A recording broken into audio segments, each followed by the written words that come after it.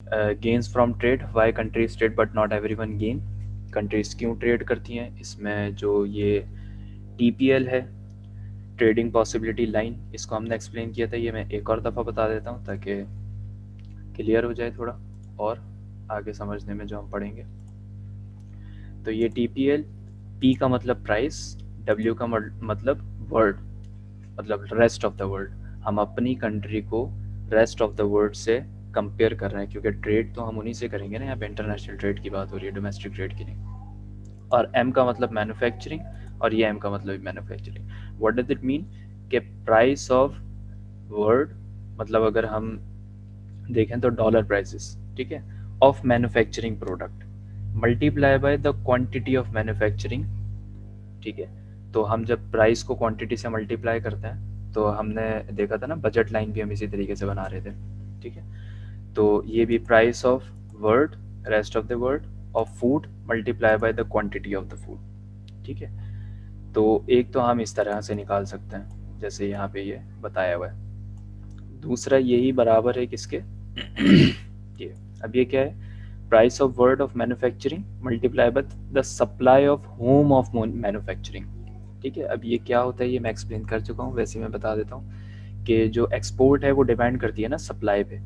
अगर excess supply होगी demand से डोमेस्टिक मार्केट में, तो जो एक्सेस सप्लाई होगी उसको हम एक्सपोर्ट करेंगे। अगर अपनी डिमांड से ही कम बना रहे हैं तो उसको तो एक्सपोर्ट कर ही नहीं सकते, उसे फिर इंपोर्ट करेंगे, ठीक है। तो ट्रेडिंग पॉसिबिलिटी कब होगी, जब सप्लाई इंक्रीज हो जाएगी, और वो सप्लाई जो है वो जितनी कीमत की बना रहे हैं हम, तो वर्ल्ड प्राइस से मैच करनी चाहिए। अगर हम जो है कोई चीज़ $20 की बना रहे हैं और वर्ल्ड प्राइस उसकी $10 है, तो हम नहीं बेच सकते उसको। तो दोनों प्रोडक्ट की बात हो रही है, क्योंकि यहाँ पे दो प्रोडक्ट्स ही लिए, मैन्युफैक्चरिंग एंड फूड। तो यहाँ पे एक मैन्युफैक्चरिंग का है और एक फूड का है सेम। और फिर ये जो है वो कहलाता है YH क्या है कि national income at world prices, मतलब जैसे फॉर एग्जांपल हमारी GDP है तो हम रुपीस में अपनी GDP कैलकुलेट करते हैं ना, लेकिन अगर हम उसे डॉलर पे कैलकुलेट कर लें, ठीक है, तो क्या हो जाएगा कि national income at world price, okay. So ये TPL क्लियर, मैंने यार ये F का बताना, F का मतलब ये है W। फूड, फूड, ठीक है। और F का वाई मतलब एच का? है, YH का मतलब है national income at world prices, देखो ये लिखा हुआ है यहाँ पे, national income at world prices, ठीक है। और ये देखो ये बाकी ये लिखा हुआ है कि H का मतलब है होम इकोनॉमी, ठीक है। और रेस्ट ऑफ द वर्ल्ड जो है वो W से रिप्रेजेंटेड है, और टू गुड्स लिए हैं, we consider two goods. F का मतलब है फूड, मैन्युफैक्चरिंग M, ठीक है। और ये S जो है इसका मतलब है सप्लाई, ये यहाँ पे दिया हुआ नहीं है। क्लियर।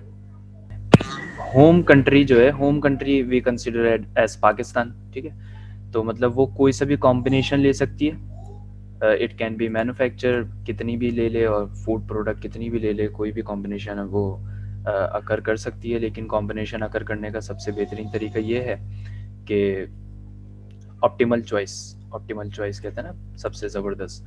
तो वो किस तरीके से कि जो मैन्युफैक्चरिंग और फूड की डिमांड है उसके मुताबिक, जितनी डिमांड है उतनी ही वो उसकी इंपोर्ट्स करे या प्रोडक्शन करे, ठीक है। तो वो ऑप्टिमल चॉइस होगी।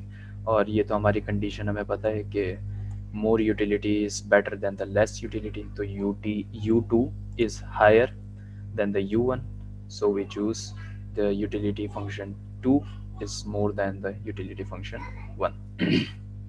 और फिर ये इनिशियल अटार्की पॉइंट, और फिर यहाँ पे इन्होंने बताया हुआ है कि एक्सपोर्ट, ये जो ये फॉर्मूला है कि जो एक्सपोर्ट्स हैं होम कंट्री की वो किस तरह से कंसिडर करेंगे, वो किस तरह से लेंगे, ये भी मैं बता देता हूँ थोड़ा सा, कि होम कंट्री एक्सपोर्ट अपनी किस तरह से निकालेगा कि हम कौन सी अमाउंट एक्सपोर्ट करें। तो वो क्या करेगा कि जो उसकी सप्लाई होगी, ठीक है, होम कंट्री की मैन्युफैक्चरिंग की, उसमें से वो डिमांड माइनस कर देगा होम कंट्री की मैन्युफैक्चरिंग की, ठीक है। वो मैन्युफैक्चरिंग जो प्रोडक्ट बना रहे हैं, it can be any product, उन्होंने मैन्युफैक्चरिंग सिंपल लिया हुआ है।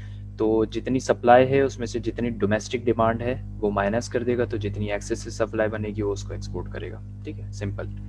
और ऐसे ही फूड की इंपोर्ट किस तरीके से करेगा वो, इंपोर्ट्स कि इंपोर्ट ऑफ होम कंट्री कैसे कैलकुलेट करेंगे कि demand of home country of food में से माइनस कर देंगे supply of home country of food को, ठीक है।